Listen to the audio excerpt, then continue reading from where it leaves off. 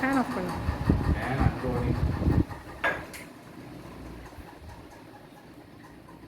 வாங்கிப்பா நீ கொடுக்கணும்.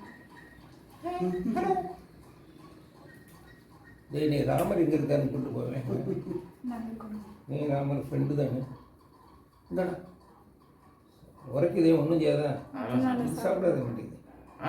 எல்லாமே சாப்பிட்றாரு. சூப்பராக சாப்பிட்டுட்டு இருக்கான். சார் அப்படியே இருங்க, நல்லா இருக்கு. இந்த ஆங்கிள் சூப்பராக இருக்கு. அந்த ராமரா 3 கோடி அது தொடர்றது என்னவோ பிடிக்காது.